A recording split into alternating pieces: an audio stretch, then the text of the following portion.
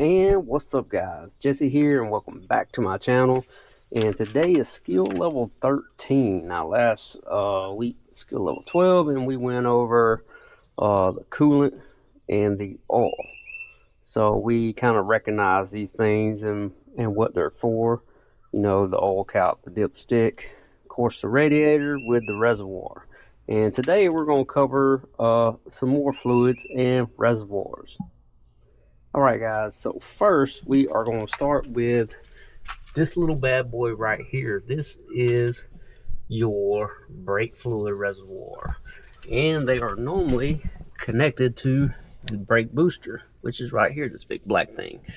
And so what this is, it's a translucent, so you can see through it. You have the minimum and then the maximum, and this is where you put your brake fluid at. Typically cars take DOT3 or DOT4 brake fluid, and typically if it's a manual, you're going to have this little guy right here, and this is for your manual transmission. Up next would be the power steering reservoir, but as you see, this car does not have a power steering reservoir because it has a manual power steering rack. So there is no power steering pump or reservoir. It is a manual rack, which means it has no power steering, but it steers fantastic for a car with no power steering. Moving on to the transmission fluid. Again, this car is a manual transmission, so you don't really check the manual transmission fluid in it like you would do an automatic. There's no stick. Most automatic, most transmissions that are automatic have a dipstick, kind of like an oil dipstick, where you can check the fluid. But we'll get back to that. And also, as far as the windshield washer reservoir goes, there is no windshield washer reservoir on this car either. So what we're going to have to do is move to my 2013 CRV that I daily. Alright guys, here is my 2013 CRV with a K24 in it. And my apologies if it looks neglected. It's very much neglected, dude. It's really not. I drive it back and forth to work every day, get the oil change regular, and that's pretty much it. I take care of it for the most part. I don't really clean it, and I need to clean it. Anyways, so let's get back so we get a good shot of it, how it sits down in there like that.